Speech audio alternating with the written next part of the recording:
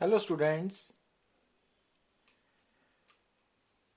तो आज class +1 unit number 2 kinematics के लेक्चर नंबर 5 में हमारा टॉपिक है एडिशन ऑफ टू वेक्टर्स। तो एक्चुअली तो ये टॉपिक हमने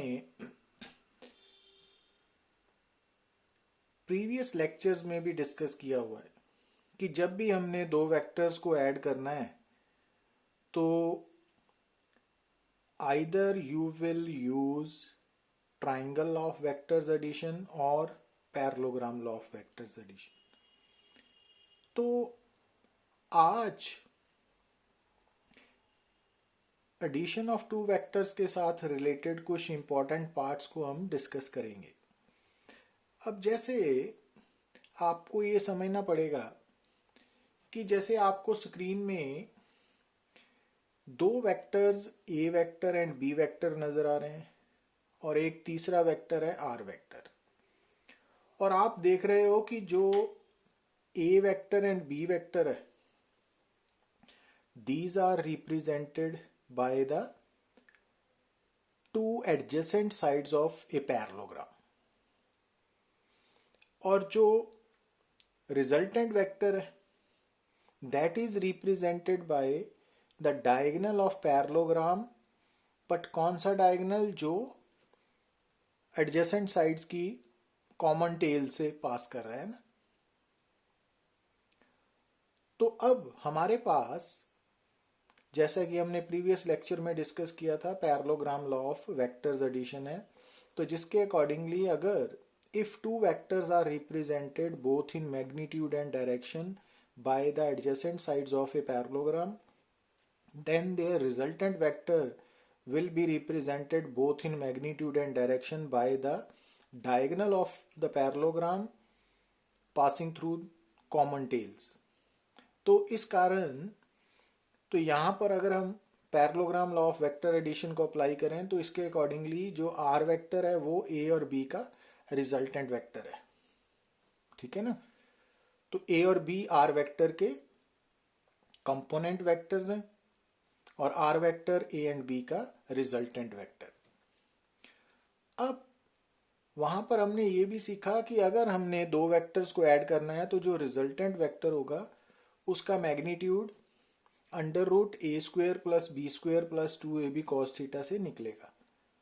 ठीक है ना। जब भी हमने दो वेक्टर्स को ऐड करना है तो उन दो वेक्टर्स के रिजल्टेंट का जो मैग्नीट्यूड है वो √a² + b² + 2ab cos theta होगा, और a का मतलब है कि जो फर्स्ट वेक्टर है उसका मैग्नीट्यूड, b का मतलब होगा सेकंड कंपोनेंट वेक्टर का मैग्नीट्यूड, और थीटा होगा दोनों कंपोनेंट वेक्टर्स के बीच में बनने वाला एंगल, जो एक्चुअली उनकी डायरेक्शंस पे डिपेंड करेगा। और इस पैरेललोग्राम में थीटा आपने कहाँ शो करना है, क्योंकि थीटा ए और बी के बीच में बनने वाला एंगल है ना। तो अब पैरेललोग्राम में ए और बी के टेल्स कॉमन है, तो जब दो वेक्टर्स की टेल्स कॉमन हो तो एंगल स्मॉलेस्ट एंगल वाला चूज करना है, ये वाला एंगल थीटा लेना है ना ए और बी के बीच में। और रिजल्टेंट वेक्टर की डायरेक्शन को बताने के लिए भी हम एंगल यूज करेंगे। तो अगर हम रिजल्टेंट वेक्टर की डायरेक्शन को बताने के लिए एंगल अल्फा यूज कर रहे हैं, और अल्फा एंगल है between R vector and A vector, मतलब जो अल्फा है वो direction of resultant vector with respect to vector A बता रहा है। तो उस केस में अल्फा अगेन, क्योंकि ए और आर के बीच में एंगल अल्फा लेना है हमने, तो ए और आर की टेल्स कॉमन है तो ये वाला एंगल अल्फा लेना है ना। और इस अल्फा की value in terms of tan alpha लिखनी है। कैसे? क्योंकि अल्फा लेते वक्त हमने रिजल्टेंट वेक्टर की direction with respect to reference vector A लिए, तो अब दूसरा वेक्टर बी का magnitude sine theta over a + b cos theta लिखना है ना। पर अगर हमने रिजल्टेंट वेक्टर की डायरेक्शन को रिप्रेजेंट करने के लिए angle with B vector choose किया होता बीटा, तो बीटा कहाँ पे ड्रॉ होना था? यहाँ पे। और बीटा की वैल्यू tan बीटा की टर्म में आनी थी। कैसे? a sin theta over b + a cos theta. तो ये रिजल्ट्स आपने डायरेक्टली याद रखने हैं। अब यहाँ आप क्या देख रहे हो कि अल्फा और बीटा ये दोनों वेक्टर्स जो हैं, ये दोनों एंगल्स जो हैं, तो ये हमें आर वेक्टर की डायरेक्शन रिप्रेजेंट कर रहे हैं। तो एक अल्फा आर वेक्टर की डायरेक्शन रिप्रेजेंट कर रहा है in terms of vector A, और बीटा रिप्रेजेंट कर रहा है direction of R vector with respect to B vector, है ना। और आप देख रहे हो कि अल्फा और बीटा दोनों एंगल्स का सम थीटा के इक्वल आएगा। तो आपने जब भी न्यूमेरिकल सॉल्व करना है तो आपने ये नोट करना है कि आपको अल्फा गिवन है कि बीटा गिवन है ना, ठीक है। तो आप अगर थीटा गिवन है तो आप अल्फा और बीटा में से अगर एक पता है तो दूसरा इस इक्वेशन से भी निकाल सकते हो। तो आर रिजल्टेंट वेक्टर की डायरेक्शन को रिप्रेजेंट करने के लिए आपको अल्फा और बीटा दोनों एक साथ कैलकुलेट नहीं करने, either you will calculate alpha और बीटा, तो कोई भी एक कर सकते हो ना। तो जब आप अल्फा बीटा कैलकुलेट कर रहे हो तो आपने वहां पे मेंशन करना है कि जो अल्फा है वो एंगल है between resultant vector R and component vector A, और बीटा है resultant vector R and component vector B. अब यहां देखिए आप, तो इस पैरेललोग्राम में आपको कंपोनेंट वेक्टर्स नजर आ रहे हैं, एक ए है और दूसरा बी है, और आर उनका रिजल्टेंट वेक्टर है। अब इस डायग्राम में जो कंपोनेंट वेक्टर ए है उसकी लेंथ, उसका मैग्नीट्यूड बी वेक्टर से ज्यादा है ना, तो ए ग्रेटर देन बी या मॉड ए वेक्टर। तो इस डायग्राम में आपको कौन सा एंगल अल्फा और बीटा में से बड़ा नजर आ रहा है? तो बीटा बड़ा है, अल्फा छोटा है ना। मतलब यहां से आपको ये बात समझनी पड़ेगी कि अगर आप दो वेक्टर्स को ऐड करते हो और दो वेक्टर्स जिनको आप ऐड कर रहे हो उनका मैग्नीट्यूड बराबर नहीं है, एक छोटा है एक ज्यादा है एक कम है, तो जो रिजल्टेंट वेक्टर है ना वो ज्यादातर किस तरफ बेंड होगा? लार्जर वेक्टर की तरफ। मींस रिजल्टेंट वेक्टर हमेशा उस कंपोनेंट वेक्टर के साथ छोटा एंगल बनाएगा जिसका मैग्नीट्यूड ज्यादा है। अब इस केस में क्योंकि कंपोनेंट वेक्टर ए का मैग्नीट्यूड ज्यादा है तो आर ए की तरफ ज्यादा झुका हुआ है ना, तो इस कारण अल्फा की वैल्यू बीटा से ज्यादा है। और इसमें आप उल्ट देख रहे हो कि इसमें आप देख रहे हो कि कंपोनेंट वेक्टर बी का मैग्नीट्यूड ए से बड़ा है, मतलब ए का मैग्नीट्यूड बी से कम है, तो इस केस में अल्फा एंगल बीटा से बड़ा है ना। तो क्योंकि अभी आपको बताया कि जो रिजल्टेंट वेक्टर है ना वो ज्यादातर किस तरफ झुका होगा? जो वेक्टर, जो कंपोनेंट वेक्टर लार्जर मैग्नीट्यूड का है ना, तो उस तरफ आर वेक्टर ज्यादा झुका हो, तो बेंड होगा, तो उस तरफ एंगल छोटा होगा, दूसरा एंगल बड़ा होगा ना। अब यहाँ पे अगर दोनों वेक्टर्स, कंपोनेंट वेक्टर जिनको आप ऐड कर रहे हो, अगर वो दोनों इक्वल इन मैग्नीट्यूड है तो फिर जो रिजल्टेंट वेक्टर है ना तो वो अलोंग द बाइसेक्टर होगा। मींस अगर कंपोनेंट वेक्टर्स के बीच में एंगल थीटा है तो जो रिजल्टेंट वेक्टर है वो अल्फा और बीटा एंगल जो बनाएगा वो दोनों एंगल्स बराबर होंगे, और कितने होंगे? थीटा बाई 2 के इक्वल। तब आपको कैलकुलेशन करने की ज़रूरत नहीं है। तो ये रिजल्ट आप याद रख के डायरेक्ट अप्लाई कर सकते हो कि अगर दो कंपोनेंट वेक्टर्स जिनको आप ऐड कर रहे हो वो सेम मैग्नीट्यूड के हैं तो उन कंपोनेंट वेक्टर्स का जो रिजल्टेंट वेक्टर है वो अलोंग द बाइसेक्टर एक्ट करेगा। तो ये कंक्लूजन्स है जो आपको याद रखने पड़ेंगे और प्रॉब्लम्स को इजीली सॉल्व करने में हेल्प करेंगे ना। अब जो बात हमने पैरेललोग्राम लॉ की टर्म में याद रखी वही यहाँ पे देखिए आप कि तीन वेक्टर्स है अगेन। तो अब ए वेक्टर और बी वेक्टर सेम ऑर्डर में है और आर वेक्टर ऑपोजिट ऑर्डर में है ट्राइंगल में। तो यहाँ पे ट्राइंगल लॉ वेक्टर एडिशन के अकॉर्डिंगली आर वेक्टर क्या बना? Resultant vector of A and B, और ए एंड बी क्या बने? रिजल्टेंट वेक्टर के कंपोनेंट वेक्टर्स, है ना। क्योंकि हमें याद होगा कि जो ट्राइंगल लॉ है उसकी स्टेटमेंट क्या है कि if two vectors are represented both in magnitude and direction by the two sides of triangle taken in the same order, then their resultant vector will be represented both in magnitude and direction by the third side of triangle taken in opposite order. अब इस case में भी जो resultant vector का magnitude है वो same formula ही है, under root a square plus b square plus 2ab cos theta. और यहाँ भी थीटा का मीनिंग एक्चुअली क्या है कि जो दो कंपोनेंट वेक्टर्स हैं उनके बीच में बनने वाला एंगल, और वो एंगल किस पे डिपेंड करेगा, कंपोनेंट वेक्टर्स की डायरेक्शन के अकॉर्डिंगली उसकी वैल्यू होगी ना। और ट्राइंगल में थीटा कौन सा लेना है, क्योंकि थीटा ए और बी के बीच में बनने वाला एंगल है, और ट्राइंगल में जो ए और बी है उसमें ए के हेड पे बी की टेल है ना, तो जब एक वेक्टर के हेड पे दूसरे की टेल हो तो उन दोनों के बीच में बनने वाला एंगल कैसे ड्रॉ करते हैं, हेड वाली लाइन को एक्सटेंड करके तो लेते हैं ना। अब आर वेक्टर की डायरेक्शन अगर रिप्रेजेंट करनी है with respect to A vector तो हम अल्फा एंगल यूज करेंगे, और अल्फा ए के साथ एंगल बनाएगा ना आर वेक्टर। अब ए और आर के बीच में टेल्स कॉमन है तो एंगल छोटे वाला आएगा ना अल्फा, और इसकी वैल्यू tan अल्फा से निकलेगी है ना, बी साइन थीटा, ये हमने ऑलरेडी डिस्कस किया हुआ है।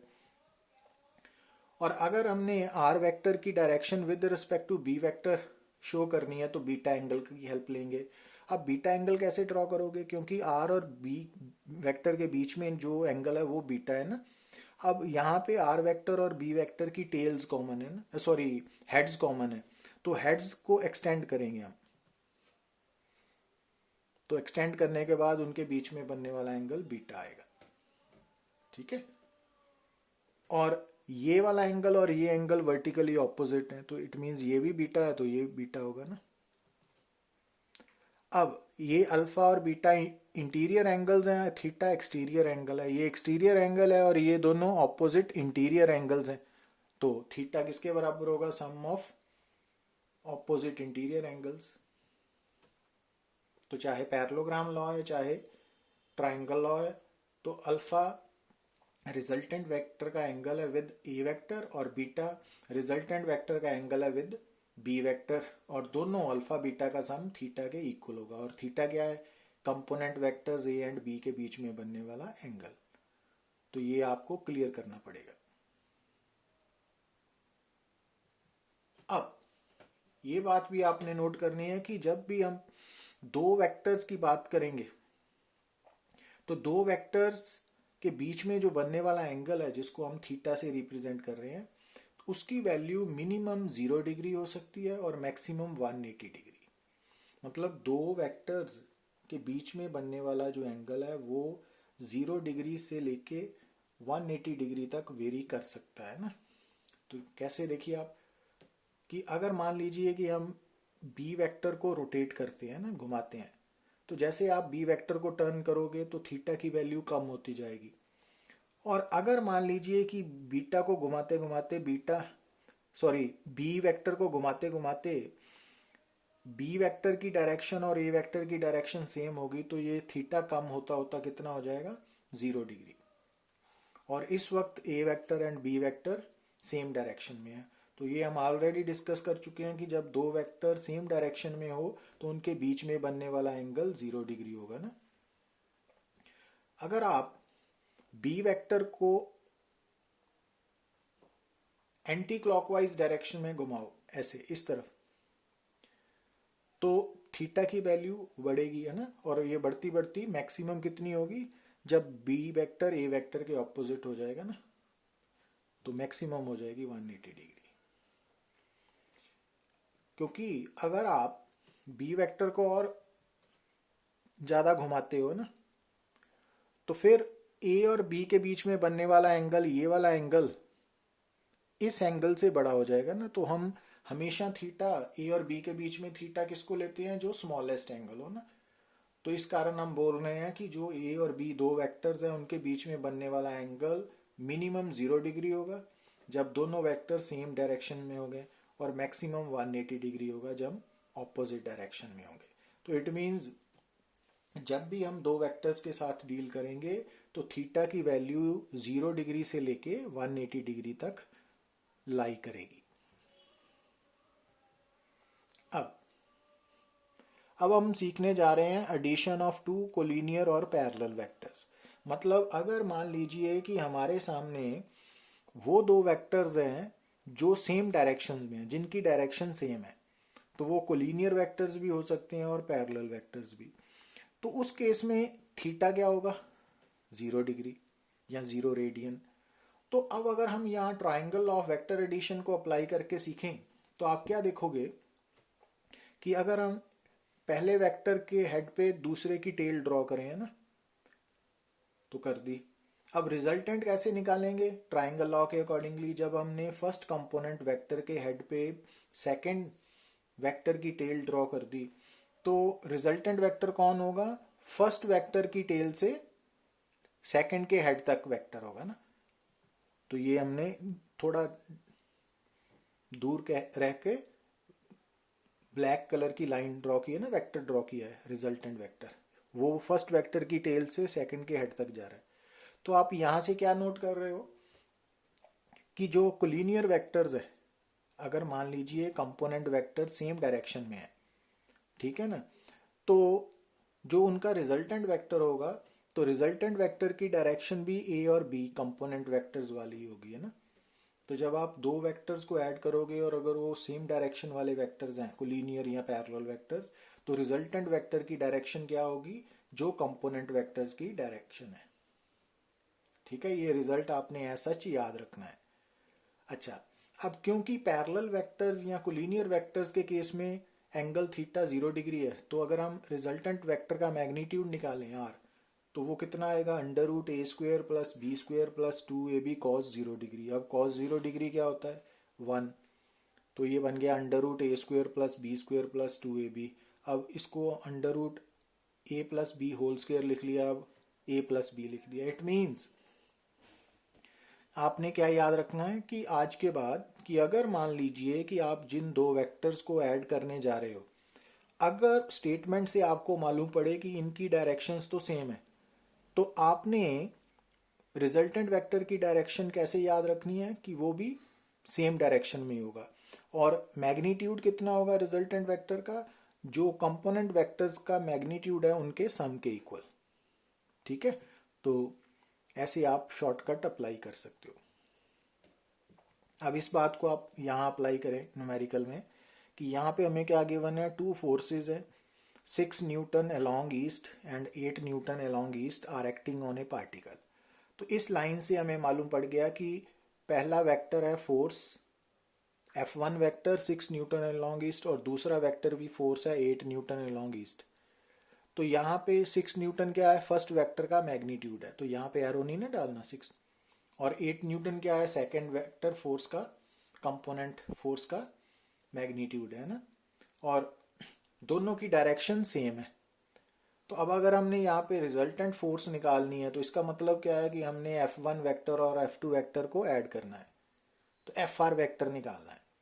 तो FR वेक्टर मतलब उसका मैग्नीट्यूड भी निकालना है और डायरेक्शन भी निकालनी है। अब क्योंकि यहाँ आपको ये मालूम पड़ चुका है कि दोनों वेक्टर्स पैरेलल वेक्टर्स हैं, सेम डायरेक्शंस में हैं, तो इसलिए आपने रिजल्टेंट वेक्टर का जो मैग्नीट्यूड है वो डायरेक्टली कैसे नोट कर लेना है, दोनों के मैग्नीट्यूड्स को ऐड करके।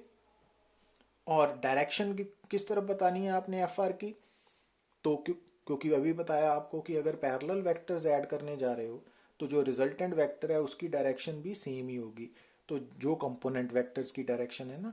तो अब यहाँ पे कंपोनेंट वेक्टर्स की डायरेक्शन क्या है, ईस्ट, तो इट मीन्स जो रिजल्टेंट वेक्टर है उसकी डायरेक्शन भी ईस्ट ही होगी। तो इट मीन्स रिजल्टेंट वेक्टर क्या बन गया, 14 Newton along east. Got it. अब मान लीजिए आप दो एंटी कोलिनियर और एंटी पैरेलल वेक्टर्स को ऐड करने जा रहे हो। मतलब अगर मान लीजिए आपकी स्टेटमेंट में जो दो वेक्टर्स आपने ऐड करने हैं वो ऑपोजिट डायरेक्शन में है, ऑपोजिट है ना, डिफरेंट नहीं, ऑपोजिट है ना, एक दूसरे के उलट, जैसे ये स्क्रीन में है। तो थीटा तो दोनों के बीच में क्या हो गया, 180 डिग्री या पाई रेडियन। तो अब ट्राइंगल लॉ में आप डायग्राम कैसे ड्रॉ करोगे, पहले फर्स्ट वेक्टर कंपोनेंट वेक्टर को ड्रॉ किया। अब ट्राइंगल लॉ के अकॉर्डिंगली हमने सेकंड वेक्टर की टेल फर्स्ट की हेड के ऊपर रखनी है ना, तो दोबारा ड्रॉ किया, तो ये रेड कलर का यहाँ इस तरफ है ना। तो अब रिजल्टेंट वेक्टर कौन सा कैसे फाइंड आउट करोगे, तो ट्राइंगल लॉ के अकॉर्डिंगली फर्स्ट वेक्टर जो है कंपोनेंट वेक्टर उसकी टेल से सेकंड वेक्टर के हेड तक, तो ये फर्स्ट वेक्टर की टेल है और ये सेकंड का हेड है ना, तो इट मीन्स रिजल्टेंट वेक्टर ये आ गया। तो अब इस डायग्राम में आपने क्या नोट किया कि जब हम दो वेक्टर्स को ऐड कर रहे हैं, कौन से दो वेक्टर्स को, जिनकी डायरेक्शंस ऑपोजिट है, anti parallel vectors, anti collinear vectors, तो उस केस में दोनों वेक्टर्स के बीच में एंगल होगा 180 डिग्री थीटा की वैल्यू। तो रिजल्टेंट किस तरफ आ रहा है, आप नोट कर रहे हो कि ये जो दोनों एंटी पैरेलल वेक्टर्स हैं या एंटी कोलिनियर वेक्टर्स हैं, इनमें से ए वेक्टर का मैग्नीट्यूड ज्यादा है और बी का कम है ना, क्योंकि बी वाला वेक्टर छोटा है, ए वाला बड़ा है ना। तो अब इससे हम समझ गए कि जो ए वेक्टर है ना वो लार्जर मैग्नीट्यूड वाला वेक्टर है। तो आप नोट क्या कर रहे हो कि ये जो ग्रीन वाला एरो है ये बड़े वेक्टर ए की डायरेक्शन है और ये रेड कलर वाला छोटे वेक्टर बी की डायरेक्शन है। तो आप रिजल्टेंट वेक्टर की डायरेक्शन किस तरफ नोट कर रहे हो, ग्रीन की तरफ है ना। मीन्स जब आप दो एंटी कोलिनियर और एंटी पैरेलल वेक्टर्स को ऐड करोगे तो जो उनका रिजल्टेंट वेक्टर आएगा उसकी डायरेक्शन कौन सी होगी, लार्जर मैग्नीट्यूड वाले वेक्टर वाली डायरेक्शन होगी। ठीक है। और मैग्नीट्यूड कैसे निकालोगे आप, तो ये तो डायरेक्शन होगी ना। मैग्नीट्यूड कैसे निकालोगे रिजल्टेंट वेक्टर का, तो under root a square plus b square plus 2ab cos 180 degree लेंगे थीटा, और कॉस 180 डिग्री -1 होने के कारण ये बन गया under root a square plus b square minus 2ab under root a minus b whole square. तो मॉड ए माइनस बी क्यों लिखा, क्योंकि जो रिजल्ट कोई भी वेक्टर है ना उसका मैग्नीट्यूड कभी भी नेगेटिव नहीं होगा। तो इट मीन्स जो रिजल्टेंट वेक्टर का मैग्नीट्यूड है किस केस में, जब हमने दो एंटी पैरेलल या एंटी कोलिनियर वेक्टर्स को ऐड किया, तो रिजल्टेंट वेक्टर का मैग्नीट्यूड कैसे निकालना है, दोनों एंटी कोलिनियर या एंटी पैरेलल वेक्टर में से जो ज्यादा मैग्नीट्यूड वाला वेक्टर है उसके मैग्नीट्यूड में से स्मॉलर मैग्नीट्यूड को माइनस कर देना है। क्लियर। तो यहां से हमने क्या सीखा कि जब हम दो एंटी पैरेलल या एंटी कोलिनियर वेक्टर्स को ऐड करेंगे तो जो रिजल्टेंट वेक्टर आएगा उसकी डायरेक्शन लार्जर मैग्नीट्यूड वाले वेक्टर वाली होगी, और जो रिजल्टेंट वेक्टर का मैग्नीट्यूड है वो दोनों के मैग्नीट्यूड के डिफरेंस के इक्वल होगा और हमेशा पॉजिटिव होगा। ठीक है। अब यहां देखिए न्यूमेरिकल, इसमें क्या नोट कर रहे हो आप कि हमें दो फोर्सेस गिवन है, 6 newton along east and 8 newton along west are acting on a particle. तो एक फोर्स है F1 vector 6 newton along east, दूसरी है 8 न्यूटन अलोंग वेस्ट। तो यहां से क्लियर हो गया कि एक वेक्टर ईस्ट की तरफ है, दूसरा वेस्ट। ईस्ट और वेस्ट ऑपोजिट डायरेक्शंस है, तो ये एंटी पैरेलल और एंटी कोलिनियर वेक्टर्स है। अब फर्स्ट वेक्टर का मैग्नीट्यूड सिंपली F1 क्या है 6 न्यूटन और F2 का मैग्नीट्यूड F2 है 8 न्यूटन। और यहां से आपको नजर आ रहा है कि F2 का मैग्नीट्यूड F1 से बड़ा है। ठीक है ना। अब हमने रिजल्टेंट वेक्टर निकालना है, कैसे निकालना है, F1 वेक्टर और F2 वेक्टर को ऐड करके FR वेक्टर। तो FR वेक्टर का मैग्नीट्यूड कैसे निकलेगा, तो जैसे हमने बताया एंटी पैरेलल में बड़े वेक्टर के मैग्नीट्यूड से छोटे वाला माइनस हो जाएगा ना, 8 - 6 2 न्यूटन। और डायरेक्शन किस तरफ लेनी है, तो जब दो एंटी पैरेलल वेक्टर्स को ऐड करते हो तो रिजल्टेंट वेक्टर की डायरेक्शन उस कंपोनेंट वेक्टर की तरफ होगी जो लार्जर मैग्नीट्यूड का है। अब F1 F2 में से लार्जर कौन है, 8 न्यूटन वाला F2। तो इट मीन्स जो रिजल्टेंट वेक्टर है उसकी डायरेक्शन वेस्ट होगी ना। तो इस तरह से आंसर आ गया 2 newton along west. Got it. तो ऐसे हमने वेक्टर एडिशन करनी है। तो ये हमने स्पेशल केसेस डिस्कस किए हैं ना, तो ये बातें आप याद रखनी है। Thank you very much.